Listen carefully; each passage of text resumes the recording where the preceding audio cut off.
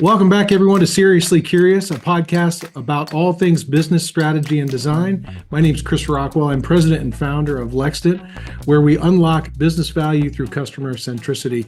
I'm super excited today to have CX leader and author Donald Chesnut with us. He's founder of Digitally Human and most recently Chief Experience Officer for General Motors, MasterCard, and Sapient. Donald is also co-author of the book UX for Dummies. So you've seen that on the shelves, and I'm sure there are copies in your organization. He's helping Fortune 500 companies increase profit and market share through impactful customer strategies. And today, we're going to be talking about building a truly customer-centric organization and how our focus on customer experience might be getting in the way. So Donald, welcome. Super glad to have you here. Thank you, Chris. I am delighted to be here. It's great catching up with you on this. Yeah, so Donald, if you can, maybe give our audience a little bit of a background of how you arrived here. Tell us about your journey in customer experience and how you've landed here from sort of AOL to AI. So I have been around technology. I don't even want to put the number of years around it, maybe 25, 30 years. Chris, I think I was telling you recently, one of my first jobs in interactive back in the day was working at American Express on a product called ExpressNet over AOL. So it was the only area you could do transactional functions with customers through AOL because the internet wasn't yet secure enough for that kind of data. So 25 years, I started in interactive products, although I don't think we really called them products back then, but we did talk about experience, brand experience.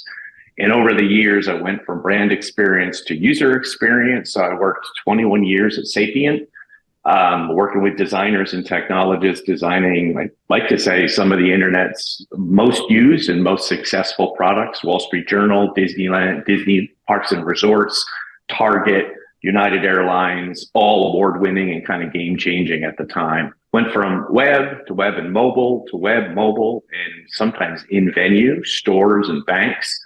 And then the conversation moved from brand experience to user experience to the customer experience, looking at the full journey and really helping brands, as you said in the intro, become customer centric. So what do they need to do to change how they're working, really to maximize the experience for the customer, but as well as for the business? Yeah. And in the last few years, some time at MasterCard, which was brilliant, looking at payments. MasterCard's a very interesting business, direct relationship with consumers, but a deep relationship with banks and merchants. And it tends to be a B to B to C.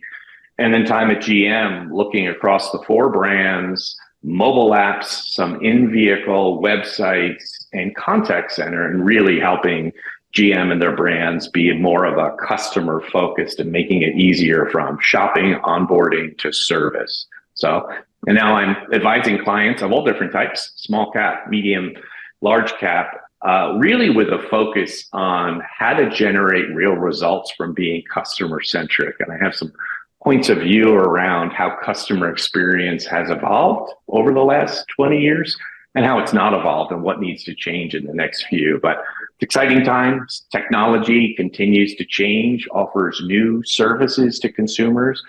You all know that at Lextent, doing some brilliant design work and taking the complex and making it really both usable and engaging, but there's new products and services and there's continually new expectations from the people that use them. So that's kind of the sweet spot that I fit in.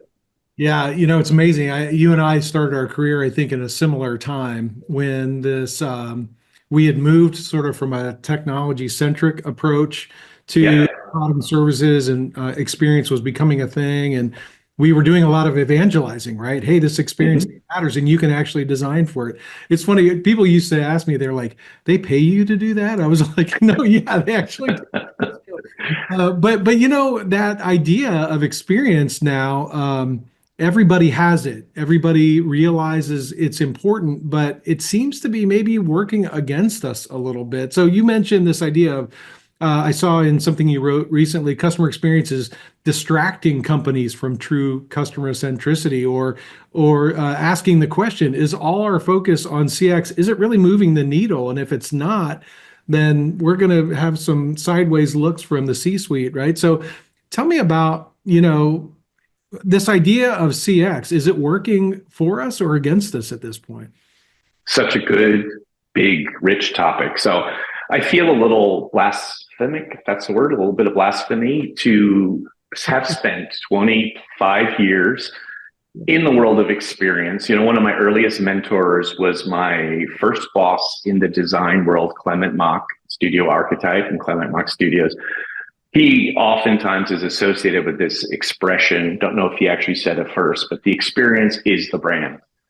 And I do believe it was technology in that era of 90s and microcomputers and then internet that got us to think about the experience. We talked about brand in a different way because it became experiential, not just marketing and logo. So I have believed that deeply, still do, for 25 plus years. I do think that it is problematic today. I don't know, in my years of consulting and working within brands, I don't know of any company that doesn't have customer or the customer experience specifically in mission or purpose or core values.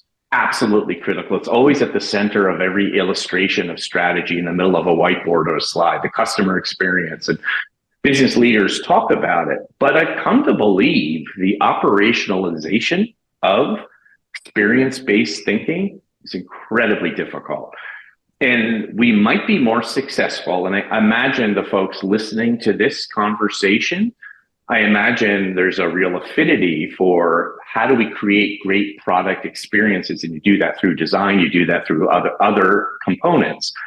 But that word, this notion, experience, whether it's user or customer, it is so problematic. It creates swirl. It is not often understood. Many stakeholders have a different interpretation of what the experience is and what it means. The responsibilities for delivering great experiences are so widespread across the company. I mean, from technology and what is it doing and the latency to legal, to are the policies correct and friction and whether it be privacy or just the policy around a product, to design, certainly. All of the aspects of great design determine whether it's a good experience, to the pricing, to, I could go on. I feel like there's almost every function across a company is responsible for delivering a great experience. But to focus on it, to have teams, to have strategies, it becomes really hard to rally all of those things. I think there are better ways, and we can unpack them over this course of this conversation. But I actually think the experience word creates swirl, creates lack of clarity, creates a bigness around what we're trying to do in business that actually might be contradictory to the outcomes we are trying to deliver. And we'll talk a little bit more around that. But I have come around. I was joking with someone else saying that I almost have developed an allergy to the word experience. And that is, if you look at my LinkedIn and my resume, I have championed experience-based thinking for 25 years in all of its different forms. Doesn't mean it's wrong. It just means maybe I'm slow to the uptake on what needs to change. But we'll talk a little bit more around it. As you said, nobody can say that experience is a bad thing. And nobody comes saying, hey, I can't wait to create an experience that customers hate and nobody wants to buy. Like, nobody has those goals. So, but I feel the same way as you. It's like, I've been a champion of customer experience. I've built this business around it. But now maybe it's backfiring a little bit because maybe it is difficult to define. Design is pretty clear when you say that. Marketing seems pretty clear to people, although, that can get fuzzy too. Insights, clear, So nobody would say that experience is a bad thing, but it is difficult to sort of uniquely own within an organization. I mean, you've had the title Chief Experience Officer and led and championed experience at the highest levels of the organization. What's it like to try to do that? And you mentioned it creates swirl. I mean, what does that look like when it comes to actually achieving the goals around experience? Let's set aside maybe who does it, exactly. But like, if you want to champion that at the highest level, what are the things that are getting in the way? And maybe how do we rethink that a little bit? How we're, positioning this idea, because it's not a bad idea. It's a matter of how we execute it, right? Absolutely. Not a bad idea. It's still valid. So I'll be very transparent. So I had that title, as you said, Chief Experience Officer, which I loved. I rallied around. As I said, I pursued experience-based thinking. We can talk about the elements of that. But both at MasterCard and at General Motors, both when I arrived at those companies, was heavy excitement around the experience because everybody knows the experience matters. There's not a business person, I think, that would at least outwardly admit that the experience isn't critically important. We've all had bad experiences. You know, as consumers, I hear the stories all the time in my role and working with other stakeholders. People bring their favorite brand or their least favorite brand, and we'll talk about Sonos, the experience, or a Whole Foods or a Zappos or whatever it might be, or a Chewy, all different brands that are delivering at all different levels of experience. But when I left each of those companies, left MasterCard because I was asked to come to GM. GM kind of went through a whole bunch of change and kind of moved on. And when I left both places, they didn't replace the role. And I can look at myself and say, what are my responsibilities in there? But I can look at also the challenges of the excitement around we need to move forward on the experience. And at the same time, it is such a big thing. And the requirements of aligning the entire organization, but the outcomes, if they're not clearly defined, measuring experience, I use quotes, but the actual measuring is very sticky. Not usability, not usefulness, and not customer satisfaction, or even NPS, but breaking down what makes for a good experience and prioritizing the journey, depending on the complexity of the journey, can also be like how you're. And I'll also say making change sometimes takes time. Some of the biggest problems in a customer's journey, the experience problems, are not easy ones to fix. So some of them take time, some of them we can make more progress more quickly, et cetera. So the fact that they didn't replace the role in some form, I think it says everything around kind of there are components to the experience that I think you can make greater progress with. There are outcomes of the experience you can make greater progress in that might be better ways. And I'll tee up, I'll just take a breath, but I'll tee up one change that I've seen in the last year that I think is really important. And that is what I call the productization of everything. Everything in today's business is considered a product.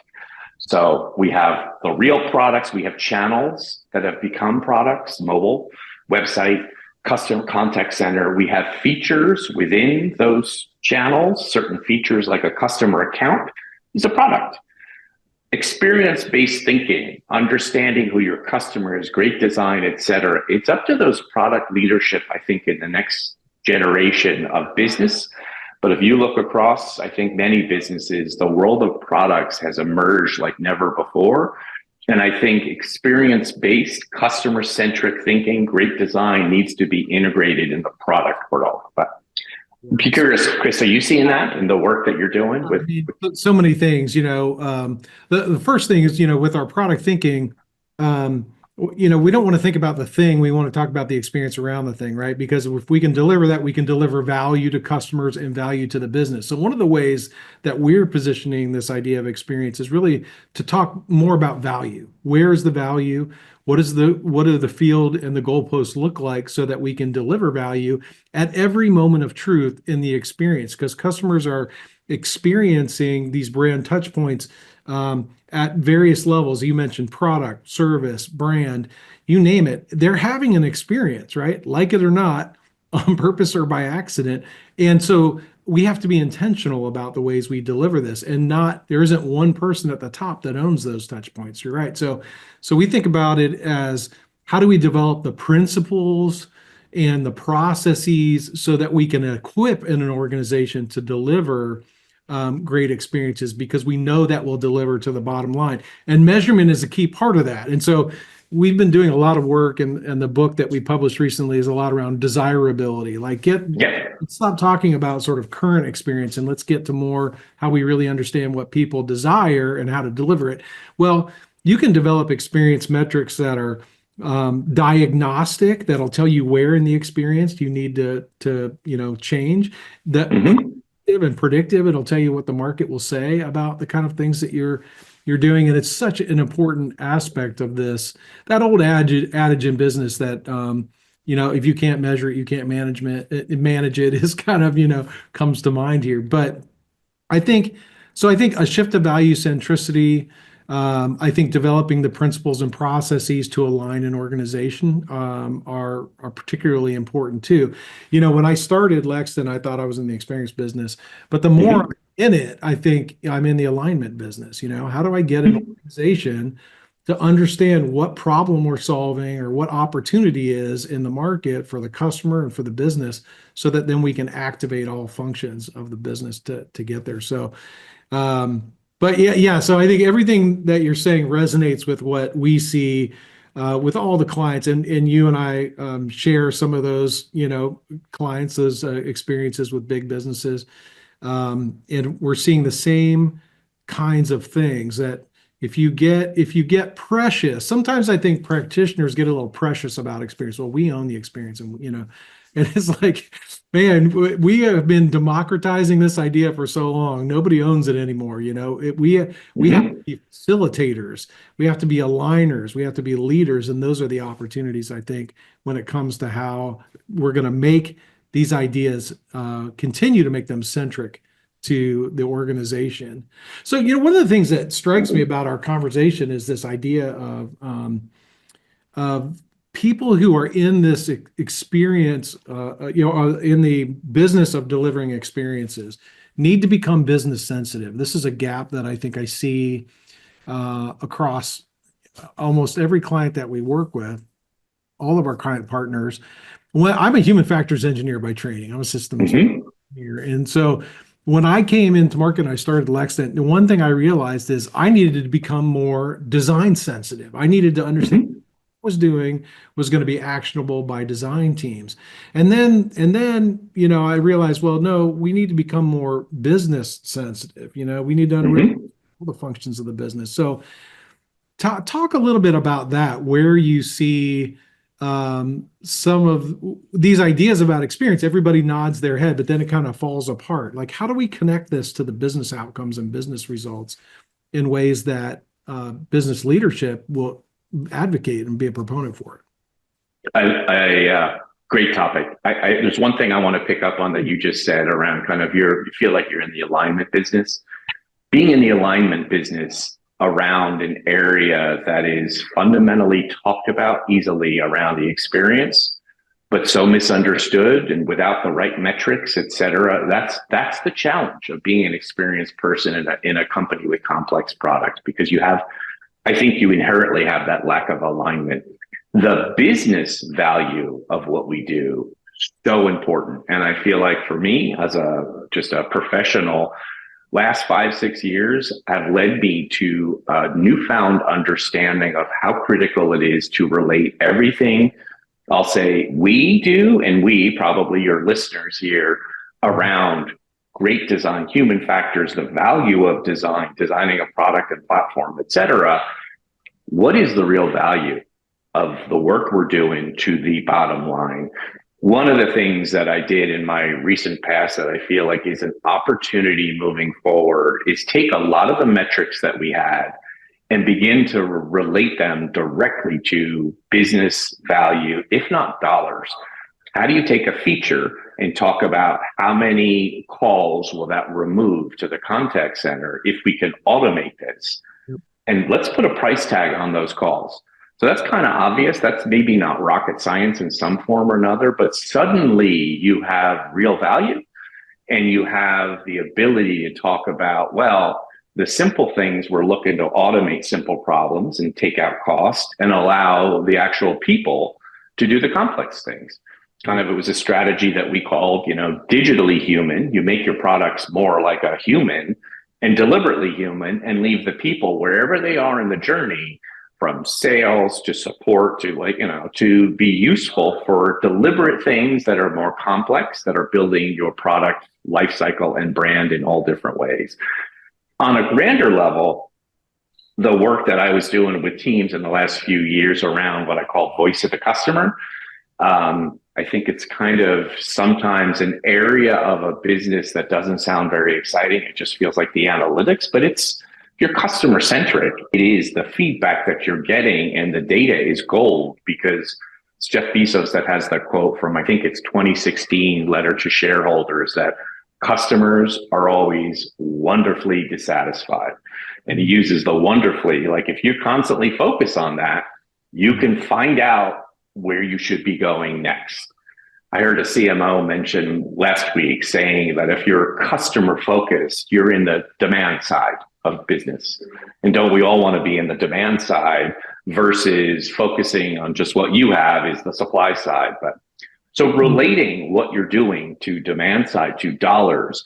So we recently looked at NPS, which is oftentimes held up as a great metric, oftentimes maligned because it only tells you so much. It's an outcome of an experience, doesn't measure the experience itself, but it's really useful. It tells you based on that interaction, the holistic action of a holistic interaction, how likely are you to bring in your friends and family?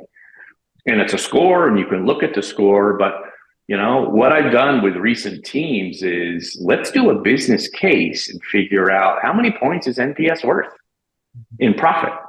And if you can reverse engineer even back of envelope, or they get a little more specific and describe how you achieve that, suddenly you're talking about the value of an interaction, a product, et cetera. It's usually an area of a product that relates right to business dollars. That opens up conversations in new and different ways like I've never seen before.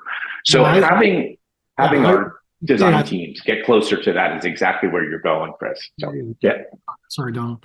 I love the simplicity of Net Promoter Score. It's just a simple concept. And as you were talking, it made me think that sometimes we overcomplicate this idea of experience too. And you mentioned, for example, voice of the customer, which is another kind of maligned idea, I think, in organizations. But just the idea of bringing stories of the customer experience or quotes and making those visible and accessible is really empowering to the organization. It doesn't mean you want to act on every data point of one. You know, I mean, we need to make sure that we understand where the serious systemic things are that we need to activate in this area. But those are simple ideas. Tell stories of customer experience today, and experiences people want to have. And that gets people, excited and clear. We talk about clarity, alignment, and action. You know, anything that we make as an organization, whether it be a product, a process, service experience, whatever it is, you have to know what problem you're solving, right? You have to know what the opportunity is. And that you need to align the organization around that, and then you need to activate it so people can actually do stuff about it. Yeah. So sometimes I think we kind of overcomplicate. I love Net Promoter Score in its simplicity. The challenge I have sometimes with it is, like, if an organization is a 40 in Net Promoter Score and they want to be a 70, it doesn't tell them sort of what to go do. So I think that's where, professionals can come in and say, okay, well, here are the metrics, here are the things we know that customer will move the needle for customers. But I love your idea of connecting that to business profitability. Yeah, right. Do we know what return on investment is? Do we talk about that? One of the things we've been working on at Lexan is what I call experience value management. That is that you need to understand where to invest in the experience. Where's the business value of that investment, and how are you going to show it? Because not every experience problem is equally important. And I think that's a mistake that a lot of experienced people make. They sort of die on every hill they can find. And sometimes you're like, okay, we can make this product cheaper and still have a great experience. Here's the place we should invest. And helping organizations understand that brings a higher return on investment on experience sort of focused initiatives. And it demonstrates that the folks who are responsible for these kinds of things are sensitive to what the business needs are. And that's where I really think we get high return on all these activities, and we get a seat at the table. Love it. You mentioned, it's been exciting to see the emergence of the CXO role. And it's discouraging a little bit to see, and you're not alone. I mean, almost every organization you can point to, that role doesn't exist anymore. And I think partly it's because we haven't activated the work we were doing against business results in a concrete enough way. Hmm. And we need to get a seat at the table and lead. And I think that the folks who are creative and who have the science behind this stuff are uniquely capable to do that if we take the advantage to do it. But you can't get insular about it, and you can't expect that the organization will activate or do everything that you want them to do. When I first Absolutely. learning I had at Hewlett Packard when I first started, I was the fresh green experienced guy at Hewlett Packard, and I would come into the R&D aisle, with 100 things that were wrong that we had to fix. And every time I walked in the aisle, you could hear the groan from the team, from the development team, right? Because they're like, here he comes. He's going to tell us everything's wrong again. And I had to learn quickly that I can't be the bad news. No. I have to be the solution, not the problem. And so I think that's some of what's happened here too is, we spend a lot of time, beating our chests about experience and how important it is, but then we don't give teams the tools to really solve. And so, yeah, so I don't know. I love where you're going with this because I think it also points to the cultural change that needs to happen within the experience field. I include design there, I include the analytics, et cetera. And your example of, I'm sure did wonders for your ego, but walking into the technology team and hearing and feeling that they're groaning is exactly what still happens. I do think as experienced practitioners, I don't want to generalize, but we don't do ourselves a favor by being close enough to the metrics, by talking to the metrics. So the value that you're bringing in human factors and understanding what is working and what could be fixed for better value is not criticism. It's just the value conversation. But we're probably, I think, at fault for that. Your point that you made, not all customers were so within design and CX, so customer focused. Not all customers are equal. So, I say that kind of bluntly, but, we're there to make it work for them, but understanding some are more profitable than others. That's okay. You want to encourage the more profitable and stronger and work on how do you make the other customers grow, into that. Not all experiences are equal, which gets to the softness and understanding design changes and what works in digital is very different in other forms. And then so that the same culture and words that we talk about need to change. And then lastly, I think the expression customer and even product experience tends to be thought of as existing customers.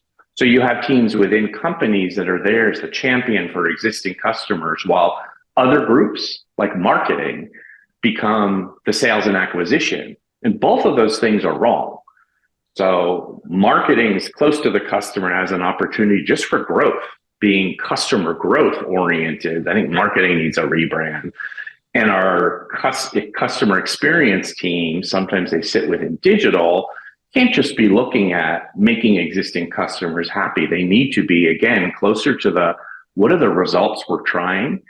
Let's not be entirely precious around it. The more business focused we can be and stripping out some of those other things. And, I love all of the tools and culture of empathy and design thinking, but I think sometimes it also creates the swirl if there's the lack of the real results focus. And I feel like as I'm saying these words, it's probably going to irk some of my friends, colleagues, et cetera, because it sounds so just really singularly focused on generating. But that's what we're there to do. I firmly believe you can help a customer get more from a product, service, moment, a journey. You're doing them a benefit and you're doing the business. And that's the business we're in, which is why I feel like, the focus on great experiences across a business shouldn't change. It's just how do we achieve it? Move the swirl aside and get to some of the real values and change some of the cultures. So. Yeah, I love your idea. I mean, this is really about effectiveness, right? And yes. So none of us in this area, in this industry, want to be less effective. So I think this conversation does help us understand how we talk about it, how we activate these ideas. I think you mentioned swirl. And the folks who have followed the podcast know I talk a lot about ambiguity and unpredictability as being Hmm. enemies of experience, right? If I don't understand how to interact with it, or it seems random and unpredictable, people don't want those experiences. So, Hmm. but that's true also with our interactions in companies, you know. If we don't create clarity, then how can we expect people to want to work with us towards the things that are on their MBOs, you know, the things that they're accountable for? So, you know, there's a lot of what I call slippery words in organizations, things like marketing or when from the experience domain, like, well, we're going to make it simple, or, you know, people will trust it or whatever. It's like, well, we have the tools to make those really concrete, to activate them in the experience, to measure them, to see how they impact business results. So we have all the tools. I just think it's a matter of changing the conversation a little bit. And if avoiding this word experience helps, Hmm. okay, okay, let's use a different word, you know, or but more important than that, let's lead and let's connect what we're doing to business results, because that ultimately is going to give us the kind of effectiveness that we're all looking to, you know, looking for. Absolutely. I think there's another element. I listened to kind of your perspective in the design work that I've seen your teams do. So brilliant. And taking complex and making it, that loaded word, but simple, but just comprehensible is really brilliant. What I have seen also just in the last few years, particularly since COVID, the route I'm going down is the ability to test and learn, to A/B. Sometimes I throw out these words, but I've seen a step change in our ability to get real data really quickly for that helps to take choices that are oftentimes subjective and give us real proof around, is this better? And is this doing what we achieve? And I tend to be very excited about what I've seen. And I say particularly since COVID, because I've seen a lot of the research tools deal with more quantitative data, or sometimes online research testing that has democratized it, simplified it, that I didn't see to the degree to which before it just made us do a lot of online, et cetera. So I've seen the ability in a MasterCard and General Motors, we both had two larger initiatives that aim to bring customers, real customers of our product, directly to a product leader in very simple ways. So online research programs that could look at product features and design changes and explore that. And I think that is also, as we talk about getting closer to the business results, but also making sure that the rest of the stakeholders are staying very connected to the customers and our design choices, that we can, as we have different ideas, test, explore, vet. You can do that before, you can do that A/B testing, great tools to do that in production that just give us insights in a level of speed and a level of maybe lower expense and lower level of effort, that they can be operationalized, that I think is seriously really exciting. So I don't know if that's stuff that you have seen, but that level of test, learn, explore, optimize, yes, could be tactical downstream. It also could be upfront concept and things. So I'm curious to see what. Absolutely. I mean, data is more available than it ever has been. And I think the idea of failing fast is good. You know, that what we tell startups is fail fast, right? Well, as organizations, if we have ideas that aren't going to work or experiences that aren't going to work, then we got to know sooner rather than later. So I love the test and learn concepts. The one thing that I push our teams to look at is always make sure you understand the why behind it. So, you know, for example, if you're doing A/B testing and let's say A won and B didn't do as well, if you want to do that twice, you need to know why. Why did A win? Why was it, you know, what is it about what just happened that made that particular solution more effective? So I think getting to the why is super important. You know, So critical. Yeah. So we talked about. I want to pause on that because I think it's come up a couple times in our chat. The root cause and the why. Even what we were talking about a little while ago around NPS, it's just a number. I think the culture of organizations is to focus on a number. Where are we? What is a good NPS? I got asked that question so many times. Same thing with design feedback. What's working? Which is the leader? Without root cause, without the why, useless. And I think that's why, again, we're not going back to NPS, but I think that's oftentimes while it's maligned. And I think the creators of NPS always understood you need additional data to tell you the why. Otherwise, you're just flying blind. But in research insights and that level of what is working and why, so important. So, and it becomes, I think you used the word a little while ago, Chris, stories. The stories on why, if you want to design a business, design a product from the outside in, that's what we're talking about. You need to have the why. You need to, be close to your customers, have them brought like the faces, the stories, but the examples and understanding of why. Because again, otherwise it's just data.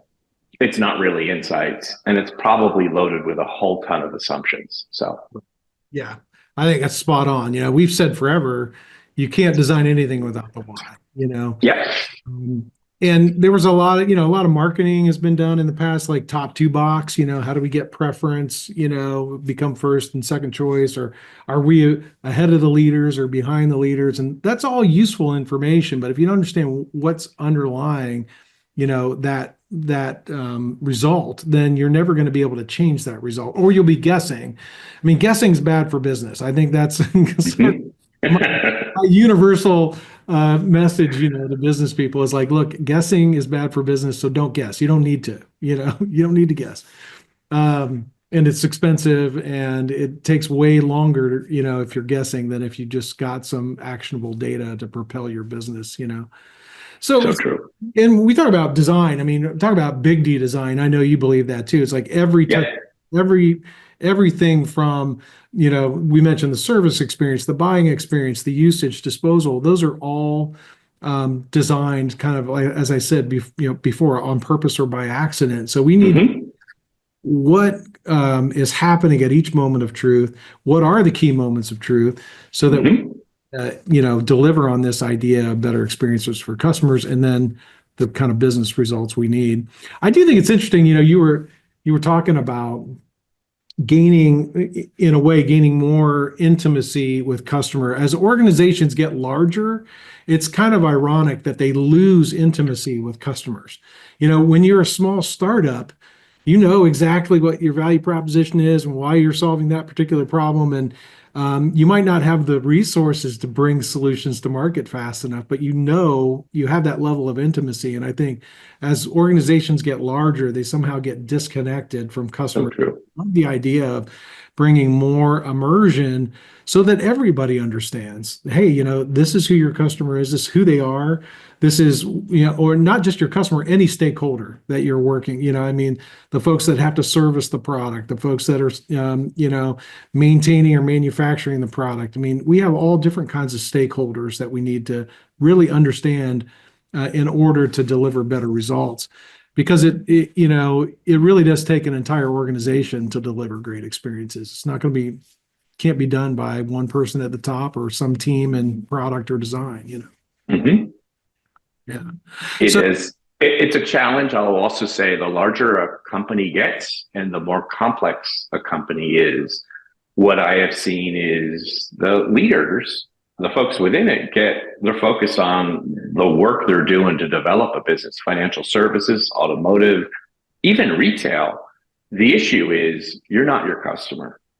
So, and it's easy for us to sit here and say that, but you might be a user and might drive the vehicle, you might use the product, financial product, et cetera, but being aware that how an actual customer and knowing who you target, and it might be from a very different demographic or very different region, et cetera, I have a very different perspective on what's important in the product, et cetera. So that level, and it goes back to the stories we tell and making sure you're close to who you're supporting. And just because I can go to a Target or a Walmart doesn't mean I'm necessarily the most profitable type of customer that goes there and in their target customer. I just might be someone. So, but I could work at either of those places and be filled with ideas for what needs to change. So Yeah. Easy thing to say, but it's really, as companies move from what is startup to something far bigger, to just keep in mind, the closer you get product aficionados. And particularly now that everything's a product, you get people that are, totally focused on a financial service payment product or a vehicle, et cetera, but they're not the people typically trying to support and find answers to the problem. Yeah, I see this sometimes in the automotive industry where they want to test products with their own associates, and it's like, you guys know way more about this product than any of your customers, so don't do this. Yeah. I do think though, as folks who are involved in the delivery of product and services and customer experiences, it can't be our opinion versus their opinion. We have to equip ourselves with the objective information to support our decision making, to support why this is better for the business and better for customers. Because I've seen that mistake too, which is team will work on some sort of solution, a set of experience delivery things, and then it'll be overturned by an executive who just has a different opinion. But the team isn't advocating for the customer; they're advocating for a design outcome or something like that. And it's like, okay, we need to advocate for both. We need to advocate for the customer, advocate for the business, and why this is the right approach. Because business leaders will respond to that. They know they want to surround themselves with smart people who can help them make good decisions for the company. So. Absolutely. There's many other drivers I'll call out. There is the love of the product that comes from stakeholders. There's the focus on competition. Well, our biggest competitor just launched a feature. We need to do this too. It's real. So let's accept it. There's differentiation. Doesn't mean we should go ahead and release the feature, or maybe it means we should. But again, as design and experienced people, closer to the business we can be, and the more we can work with our product leadership to get them to really be laser customer focused. It's not about the products they're making. It is about the customers that are getting the service from the product. That's one of the biggest areas for change, I think, continued, is making sure product leadership today are customer leaders in addition to everything they do in the product world. And if they're equipped by us, they will be, right? I mean, it's like, they don't want to be less sensitive to customers, right? They want to be more sensitive. So totally. we can help them improve their decision making. So the single biggest thing I think sometimes that should be taught to business leaders is the jobs to be done. Yeah. Something you understand, I'm sure, and all your teams at Lexington understand, but what is the job to that framework of understanding? So if I am in retail and working on one part of an e-commerce player and really understand, at the end of the day, I have a customer and this feature or this overall service is solving a job to be done. I imagine many of our listeners today understand what that is, but I don't think product leaders, broadly, and just making sure that they get that, because that unpacks a huge opportunity for innovation and defending choices and things. It's a simple concept too, the idea of, if you were going to write an ad in the paper, what would the ad say that the customer would choose you, right? I mean, what job is this product or service doing? How do people want to feel about it? So what are the emotional and functional benefits, and how do you connect that to features and the things it does? Again, I think the more that we can map that for organizations, we get both success on the experience side and success on the business side. Brilliant. Yeah. So we've talked a little bit about becoming more business sensitive, increasing our view of stakeholders, like who we're designing for, understanding and applying the practice to all the moments of truth, not just the specific one that I'm working on. What are other ways that being value focused, like getting of this sort of getting precious about the experience and thinking about more value for the customer and value for the business, these all seem to be a positive next steps or ways that we can improve this idea, execution of this customer-centric idea. Anything else you can think of? So there's one that's coming to mind. It kept coming to mind as you and I were talking, and that is in designing a product or service and thinking about that constant customer centricity. I have a point developed over the last few years, is particularly for new products and services, we focus a lot on the happy path. So that is how we get to like baseline design. And I think much earlier, when I think about how do you generate much earlier in the process and how you generate customer loyalty, it is in managing experiences and products and services over the last maybe 7 or 8 years, come to believe that how you resolve a problem is sometimes far more valuable in the long run. So it is, I'll use the easy words, managing the unhappy path. But I have, and these are, I believe how you manage the unhappy path is always done afterwards. You get the happy path, you get the baseline product, you fill it, you continue to build it, build it, build it. And then at some point you have teams that are, sometimes they're not even fully thinking through what are going to be the problems until the product has gone live. And then you're catching the problems.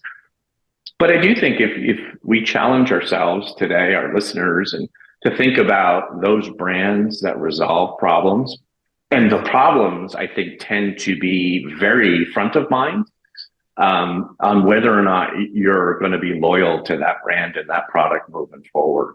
So thinking about how easy and what are the most important problems. I think you and I were talking years ago, sometimes around things that are as low level or tactical as error messaging. But along an experience, along a product, I won't use the word experience, is the error message telling you what's wrong? How is it telling? What's the tone of voice? Is it in brand, et cetera? Does it feel those things? So that's a very lower level example, but they make or break how a person feels about it, particularly if something's really going wrong and like something like onboarding. Higher level, when something fails, there's been a service failure in a product, or I'll give examples. You'd get something delivered from an e-commerce player. How easy is it to return? That helps you decide whether or not, whatever your NPS is, but whether or not you're going to want to buy something again. Yeah. It didn't work for whatever reason. If you check into a hotel and something's wrong with your room, how easily, oh, wow. And we all have those stories.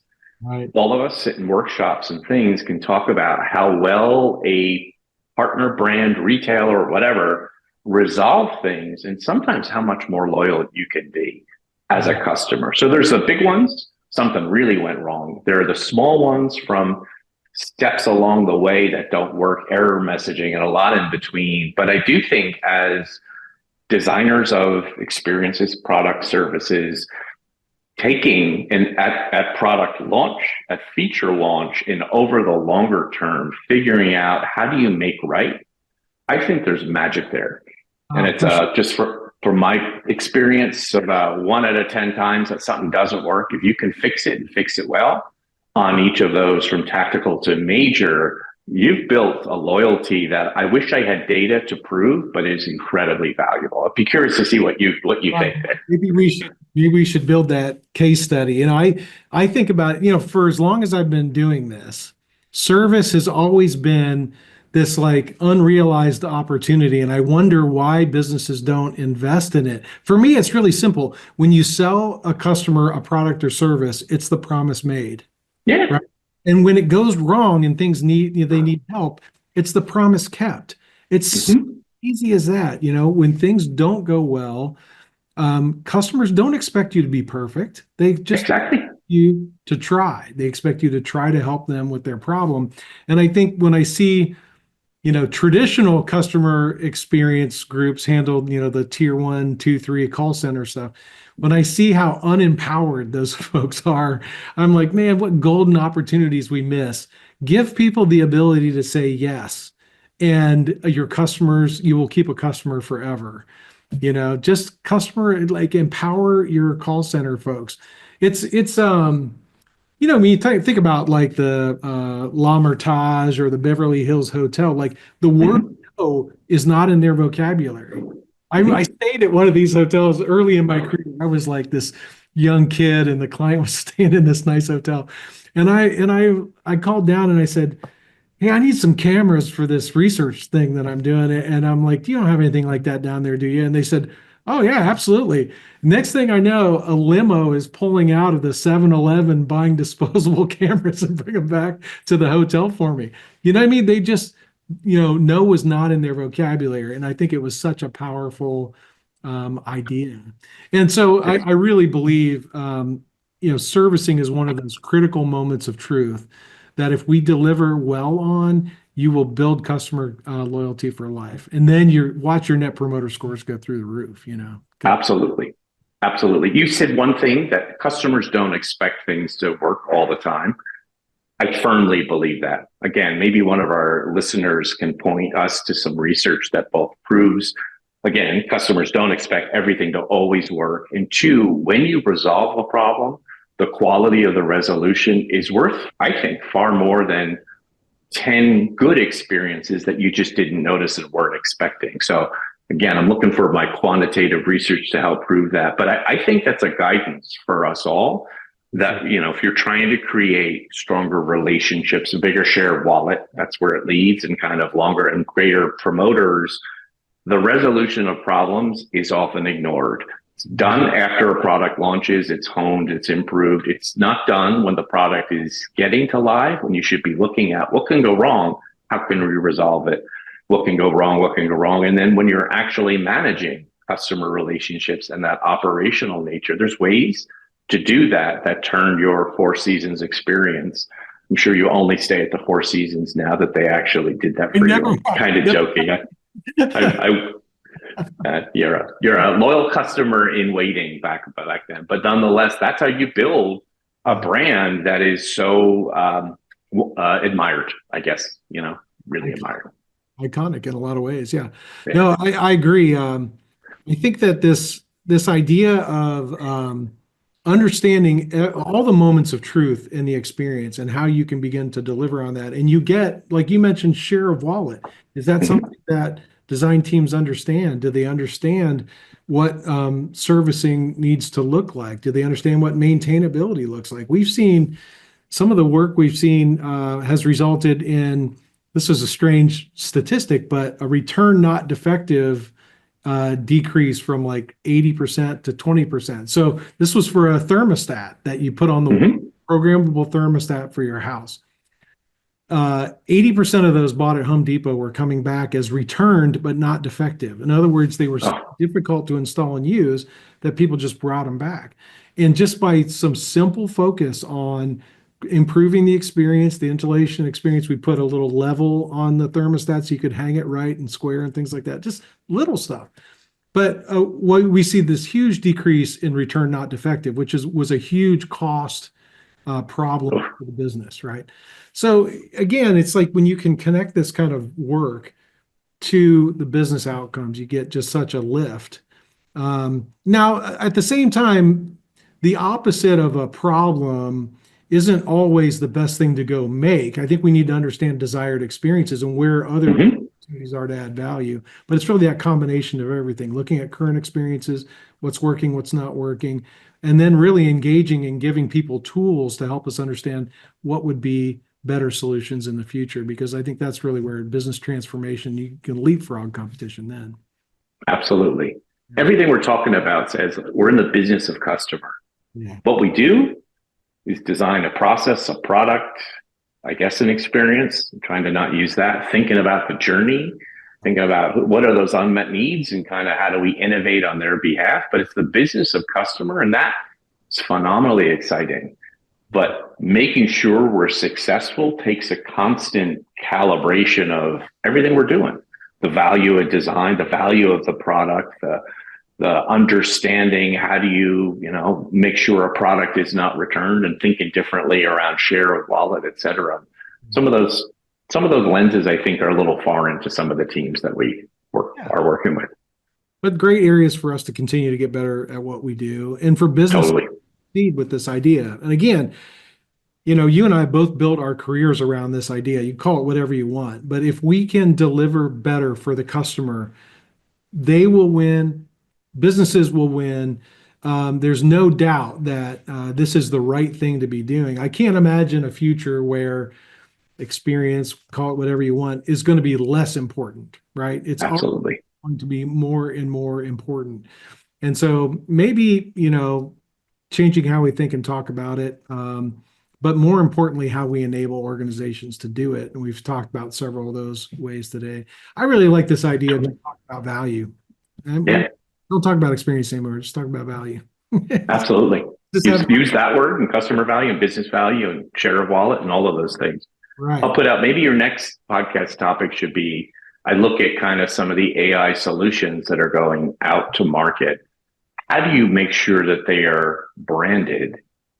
Is it just technology or is it really an extension of just like we would design a service and really thinking through does this fit with the product, the brand, et cetera? But we're in a whole new realm of technology that is generated by data and powered by technology. And how do you make sure that that feels like something? And that's a super sticky, but it's a very exciting thing. And continuing to pull back or continuing to focus on what we talked about today, the real value it's delivering, so important. Yeah, I'm glad you mentioned that. We do have an upcoming podcast on AI and the future of it. And you and I even talked about this the other day. It's the ironic in some ways, but the key to AI is humans, right?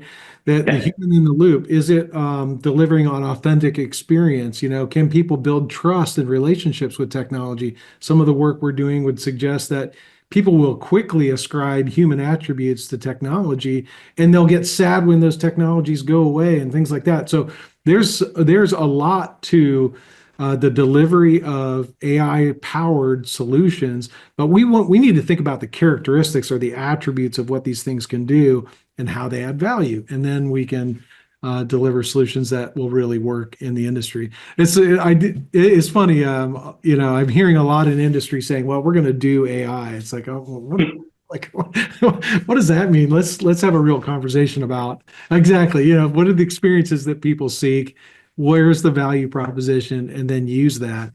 But I think there's a lot of fear around AI too. But when you think about human in the loop, the fact that it's an accelerant for customer value, it's an accelerant for our productivity as business people, and there's a lot of good that can come with it.